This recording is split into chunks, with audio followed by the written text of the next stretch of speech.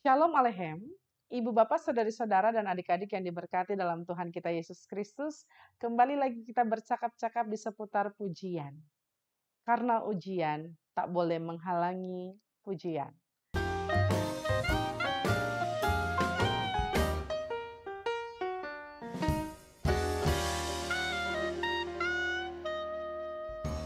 Pujian kali ini didasarkan pada Kidung Jemaat nomor 174.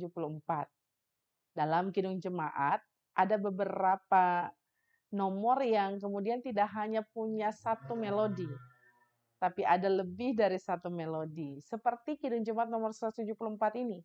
Ada dua melodinya. Yang pertama dikarang oleh Hugh Wilson dan yang kedua dikarang atau digubah oleh Ralph E. Hudson. Ku heran juru selamatku, kita coba menyanyikan bersama-sama bagian yang A. Ku heran juru selamatku, bagiku tersalib,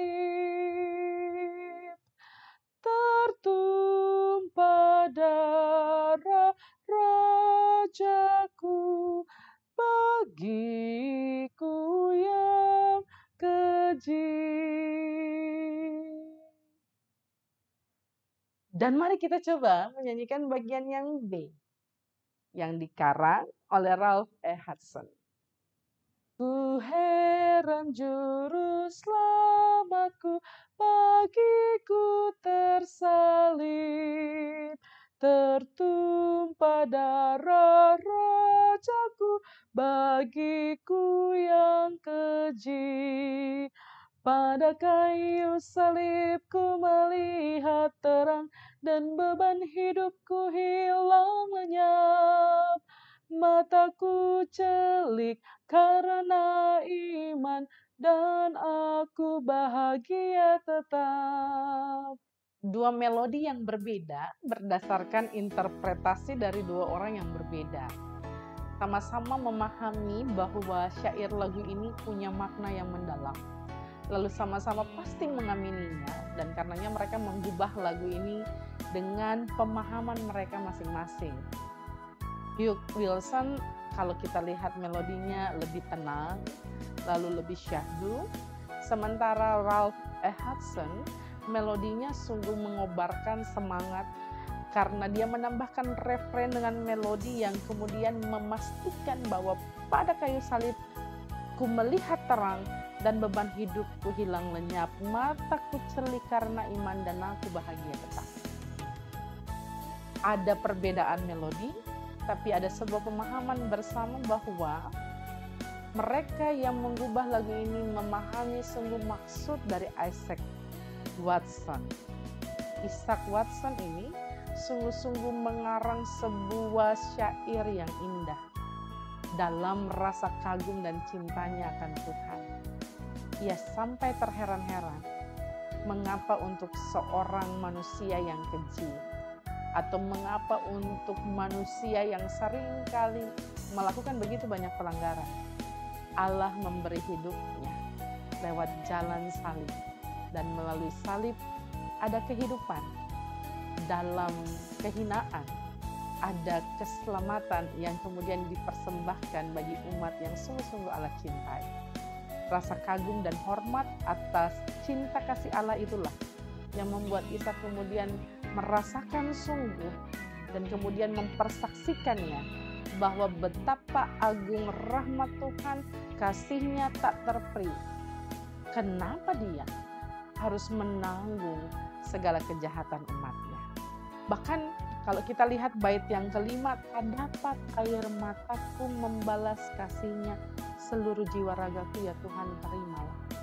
Ini yang menjadi bagian dari perjalanan kehidupan Ishak yang pada akhirnya menjadi pendeta, lalu kemudian mengalami begitu banyak pergumulan dalam pelayanannya.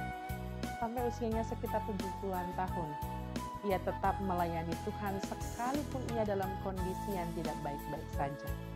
Ishak sendiri hadir di tengah-tengah kehidupan keluarga yang kalau dilihat dari garis keturunannya, sebagian besar keluarganya adalah seorang pelaut, tapi ayahnya berbeda.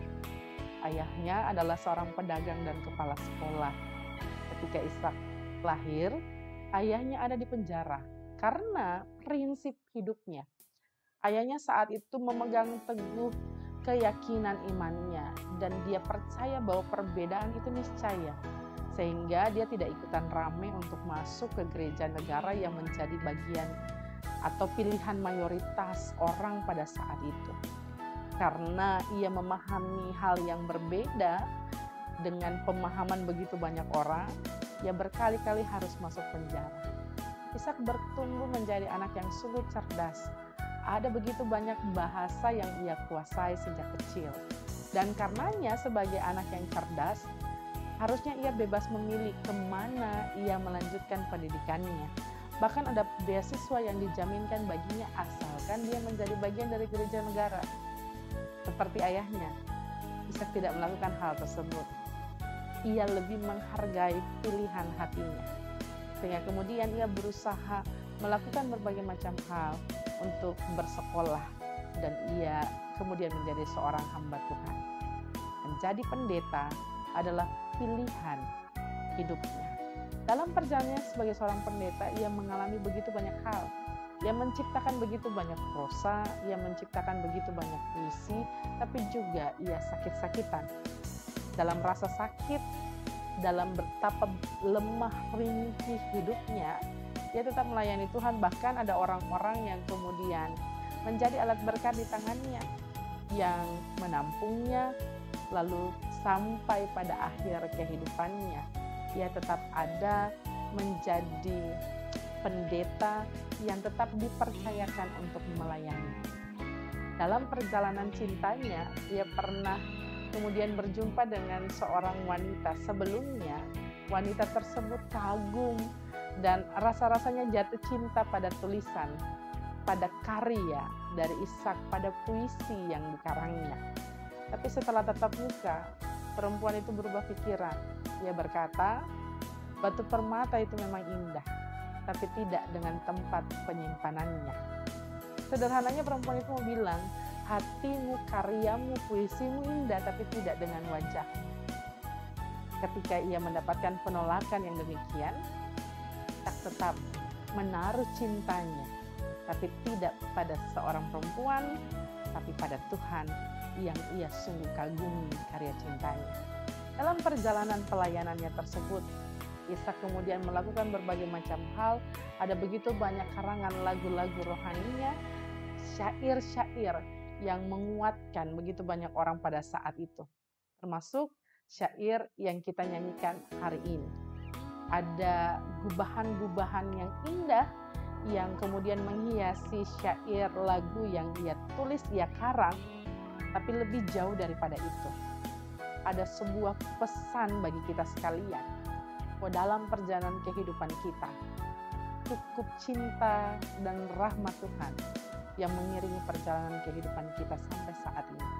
Dan dalam rasa cukup itu, kita menjadi orang-orang yang dipenuhi dengan rasa syukur dan cinta. Sehingga ketika kita selesai dengan diri kita sendiri, kita boleh membagikan begitu banyak cinta bagi orang lain, walaupun kita ada dalam kesulitan. Ketika kita saat ini ada dalam keadaan sakit mungkin, tetaplah bersyukur dan bersukacita, tetaplah menaikkan pujian. Ada begitu banyak jalan, ada begitu banyak cara untuk kita tetap memuliakan nama Tuhan. Lewat kata, lewat laku, lewat pikir.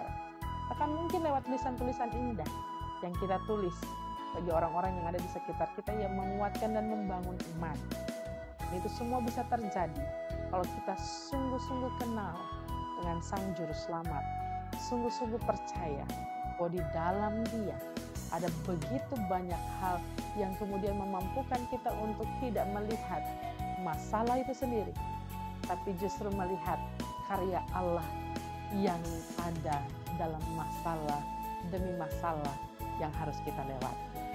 Biarlah Tuhan senantiasa memampukan kita, Ibu Bapak, saudara-saudara dan adik-adik yang diberkati Tuhan, untuk tetap memuji serta memuliakan nama Tuhan, sekalipun ada begitu banyak ujian yang hadir di tengah-tengah kehidupan kita. Biarlah salib Kristus memampukan kita untuk terus melakukan yang terbaik sebagai respons atas cintanya.